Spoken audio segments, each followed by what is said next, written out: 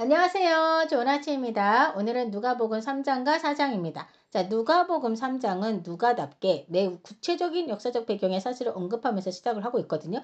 때는 로마의 2대 황제인 디베르 황제가 통치한 지 15년째 되는 해였고, 유대 지역은 본디오 빌라도가 총독으로 있었고, 헤롯, 빌립, 루사니아 같은 그 분봉 왕들이 지역을 나누어서 다스리고 있었는데요. 그리고 대제사장으로는 안나스와 가야바가 있었으면 정확하게 기술하면서 시작을 하고 있더라고요. 자, 이들이 세상의 권력을 쥐고 흔들고 있는 이때 하나님의 말씀이 광야에 있던 사가랴의 아들 요한에게 임하게 됩니다. 자, 가만 보면 누가가 참 많이 배운 사람으로서 공부도 꽤 했던 사람이지 않습니까? 이 글을 작성함에 있어서도 배치나 이런 걸 기가 막히게 한다는 생각이 들더라고요. 자, 먼저 사실을 부각시키기 위해서 당시 세상의 권력자들의 이름을 나열하고 있지 않습니까? 그리고 나서 바로 광야에서 하나님의 말씀이 선포되는 장면을 그리고 있어요. 그러니까 이게 어떻게 보면 반전이다라는 생각이 드는 거예요. 저 권세와 힘이 있는 왕궁이나 성전에서 하나님의 권위 있는 음성이 선포되는 것이 아니라 먼지나고 아무것도 없는 저 광야에서 하나님의 말씀이 선포된다는 사실을 보여주고 있는 거지 않습니까? 자, 이 당시 바리새인들, 사두개인들, 서기관들, 장로들도 요한에게 세례를 받으러 나왔었는데요. 자, 그럼 이들이 진짜 회개를 하고 구원받으려고 나온 거냐? 그건 아니라는 사실. 야, 좀 이제 당시 세례 요한의 설교와 외침은 굉장히 폭발적이었거든요. 자, 이에 많은 사람들이 몰려들었고 회개 운동이 막 퍼져 나가고 있었던 건데요. 자, 이렇게 그의 영향력이 커지자 종교 지도자들도 관심을 가졌던 거예요. 이들은 그래서 요한이 어떤 인물인지, 민중들이 왜 저렇게 열광하는지 정치적, 종교적 판단을 하려고 온 거였던 겁니다. 그러자 요한이 단번에 그러지 않습니까? 이 독서 이 새끼들아, 누가 너희에게 일러 장차 올 진노를 피하라더냐. 그러므로 회개에 합당한 열매를 맺고 속으로 아브라함이 우리 조상이라 말하지 말라. 내가 너희에게 말하노니 하나님이 능히 이 돌들로도 아브라함의 자손이 되게 하시리라 라고 말씀하신 거예요. 말한 거예요. 자, 세례 요한은 아브라함의 혈통이라는 그 특권 의식에 안주하려는 저 유대인들에게 진정한 신앙은 혈통이 아닌 삶의 열매로 증명되어져야 한다 라고 선포하고 있는 거죠. 자, 그러면서 요한은 뭐라고 말합니까? 이미 도끼가 나무 뿌리에 놓였으니 좋은 열매 맺지 아니하는 나무마다 찍혀 불에 던져지리라 라고 외쳐대니까 나름 이들이 찔리고 했었는지 무리들이 선생님이요, 그럼 우리가 무엇을 해야 하리까 하고 물어요. 그러자 세례 요한이 옷 두 벌 있는 자는 옷 없는 자에게 나눠줄 것이요 먹을 것이 있는 자도 그렇게 할 것이니라 라고 얘기를 해줬거든요. 그러자 이번에는 세리들도 세례를 받으려고 와서는 선생님이요, 우리는 무엇을 해야 할까요? 라고 물어요. 그래서 요한이 세리에게는 정한 것 외에 더 거두지 말라라고 하고, 군인에게는 강탈하거나 거짓으로 고발하지 말고 받는 급료로 족한 줄 알거라 라고 얘기를 하면서 구체적인 그 삶의 지침을 말해주거든요. 자, 그러니까 이거는 여러분, 회개가 어떤 생각이나 관념으로의 회개가 아니라 일상의 그 구체적인 행동으로 나타나야 함을 말하는 거였던 거죠. 자, 여러분, 세례 요한의 이 말은 바로 구약에서 그토록 하나님께서 가르쳐 주시고 말씀하셨던 바로 그 말씀드린 거예요. 이 말씀 속에서 하나님이 확 느껴지지 않나요? 이걸 보면서 내 삶 속에서도 하나님의 말씀, 하나님께서 말씀하신 그런 모습이 나와야 할 텐데 라는 생각이 들더라고요. 예. 자, 이후 예수님께서 세례를 받으시는 장면이 나오거든요. 죄가 없으신 예수님께서 죄인들과 함께 요한에게 오셔서 세례를 받으시는데요. 이거는 하나님의 의를 이루기 위한 순종의 첫걸음이었던 겁니다.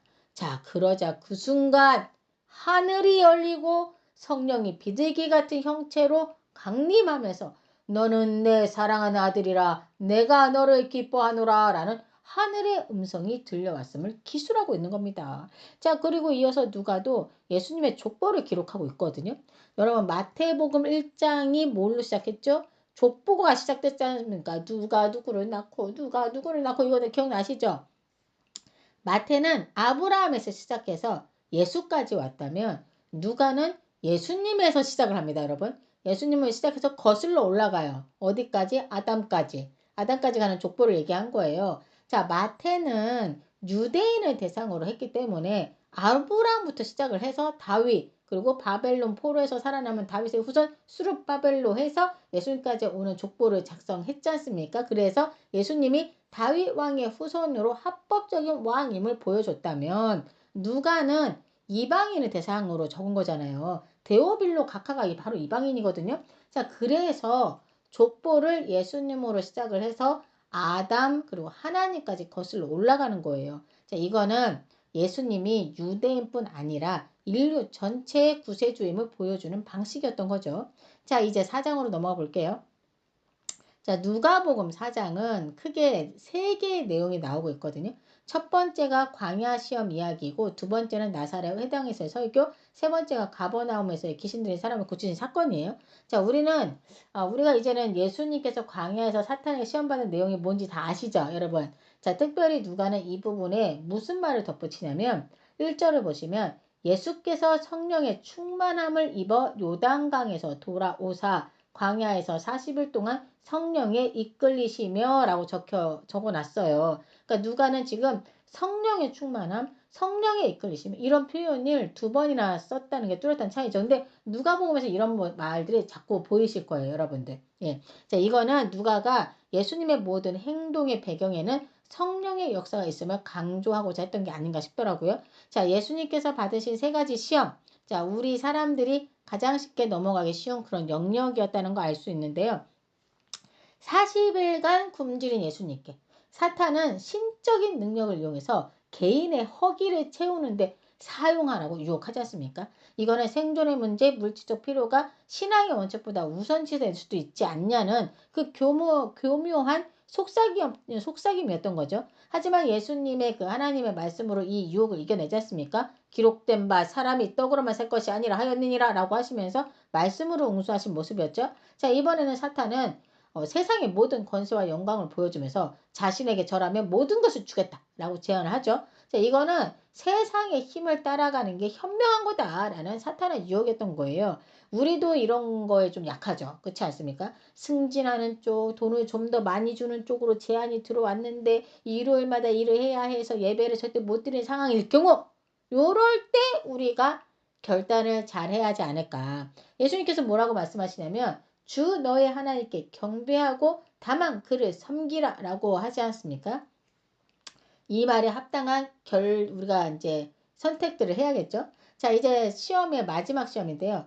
이번에는 사탄이 하나님의 말씀을 인용해서 말합니다. 여러분 웃기죠? 사탄이 하나님의 말씀을 인용해서 해요. 기록되었을 때 하나님이 너를 위하여 그 사자들을 명하사 너를 지키게 하시리라 라고 말하면서, 그러니까 하나님의 보호하심을 극적으로 한번 증명해 보여라 라고 부추기는 거예요. 진짜 무섭지 않습니까?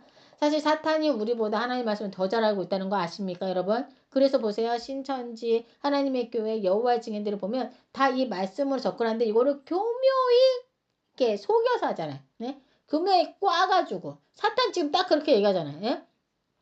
그래서 우리가 말씀도 진짜 잘 알아야 하지만 내가 내 힘으로 말씀을 이해하려 하기보다는 먼저 하나님께 기도하고 성령님의 인도하심을 받는 게 진짜 중요하다라는 생각을 오늘 또다시 하게 됐습니다. 자, 예수님은 주 너의 하나님을 시험하지 말라라는 말씀으로 이 유혹을 이겨내시죠. 자, 이 광야 시험의 마지막 부분이 13절을 보시면 마귀가 모든 시험을 다한 후에 얼마 동안 떠나니라 라고 적혀 있거든요. 저는 완전히 떠난 게 아니네. 얼마 동안이란 말을 왜 적었을까? 라는 생각이 들더라고요. 근데 이게요. 이 마귀가 제게 완전히 떠난 게 아니라 일시적으로 물러났다는 걸 말한 건데, 예수님이 이 마귀의 시험을 이기셨지만 마귀는 다시 기회를 엿보면서 돌아올 거라는 그런 경고의 메시지가 들어있는 거예요. 자, 그래서 사실 마귀의 유혹이 있었습니다. 여러분 아시나요? 예수님께서 제자들에게 고난받고 죽어야 한다는 사실을 말씀하시자 베드로가 뭐라고 했어요? 절대 안 됩니다! 절대 그런 일이 선생님께 일어나서는 절대 안 됩니다! 라면서 막 막아서잖아요. 기억하시죠? 그때 예수님께서 뭐라고 하셔요? 베드로에게, 자기 제자에게 사탄아! 내 뒤로 물러서라! 라고 하셨잖아요. 예? 자기 제자에게 막 사탄이라고 얘기하시고 막. 예? 자, 예수님을 위하는 마음을 드러낸 베드로에게서 사실은 예수님의 십자가를 지지 못하게 하려는 그 십자가를 피하게 하기 위한 그 마귀의 모습 보셨던 겁니다. 예. 자, 사탄은 겟세마네 동산에서 예수님이 엄청 괴로워하던 그때에도 사실 유혹을 주로 나타났었거든요. 자, 이런 장면들이 마귀가 잠시 떠났다가 다시 오는 모습을 보여주는 거죠. 자, 여러분 보세요. 예수님께도 이렇게 막 사탄이 막 이렇게 들이대고 막 어떻게든 하려고 하는데 우리는 어떨 것 같으세요? 우리는 수시로 찔러대고 수시로 드나들겠죠. 그러니 우리 보고 깨어서 기도하라고 예수님께서 그렇게 말씀하셨던 겁니다. 자, 이제는 예수님께서 자신의 동네 나사렛에서 배척당하시는 이야기가 여기서 나오고 있거든요. 한번 볼게요. 이제 잘 그 그림을 한번 그려 보십시오. 자, 때는 안식일 아침. 나사렛의 작은 회당안은 오랜만에 찾아온 고향의 아들을 보기 위해 사람들로 가득 찼습니다. 그는 목수 요셉의 아들, 마리아의 아들 예수였던 거죠. 어릴 적부터 함께 자라온 이웃이자 친척 그리고 친구들이 다 그 자리에 모인 거예요. 그들의 얼굴에는 막 기대심과 자부심이 가득 담겨 있었던 거죠. 저분이 갈릴리에서 기적을 그렇게 많이 행하셨다지. 그래, 그렇다잖아. 소문이 파다해. 우리 갈릴리 출신이잖아. 자, 우리 마을에도 뭔가 큰일이 일어나겠구만. 막 이랬던 거죠. 자, 회당장은 그 기대심과 존경심 가득한 눈으로 예수를 이제 불러서 예수님은 이제 조용히 일어나서 이사야서 두루마리를 받아서 들고 읽기 시작하십니다.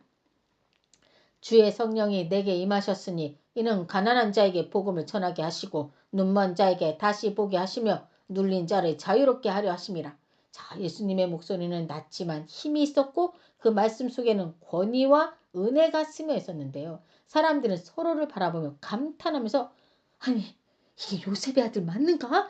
도대체 저자가 어떻게 저렇게 말을 잘할 수 있단 말인가? 막 이렇게 막 서로 막 속삭이면서 예수님께 막 속삭이는데 예수님께서 뭐라고 얘기하시냐면 이 글이 오늘 너희 귀에 응하였다 라는 말씀을 딱 하신 거예요. 자, 그 순간 공기 중에 묘한 정적이 감돌기 시작하는데요. 이 말인 즉슨 이사야의 예언의 그 주인공 즉 메시아가 바로 나다. 내가 바로 너희에게 이 말을 읽었으니 이 말이 너희에게 응했다. 이건 내가 즉 메시아다. 이 말이었던 거예요. 자, 이어서 예수님은 말씀하시기를 너희는 분명히 이렇게 말할 것이다. 너가 가버나움에서 한 일을 여기서도 해봐라 라고. 그러나 선지자가 고향에서는 환영을 받는 법이 없다 라고 말씀하시자 그때부터 회당 안의 공기가 변하기 시작합니다.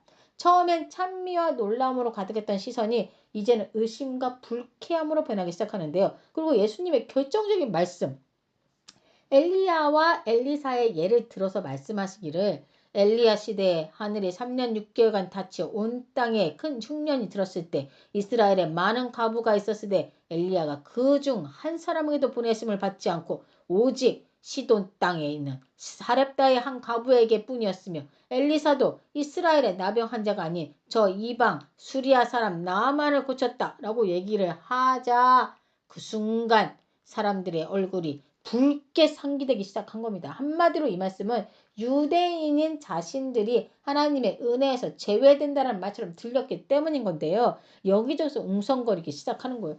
아니 지금 저자가 뭐라고 말하는 건가? 지금 저 말은 우리보다 이방 사람들이 더 낫다고 말하는 것이 아닌가? 지금 저자가 우리를 모욕한 것이 아니고 무언가? 그리고 지금 저자가 감히 자신을 메시아라고 하지 않는가? 이 자가 지금 하나님을 모독했어! 라고 하면서 막 여기저기서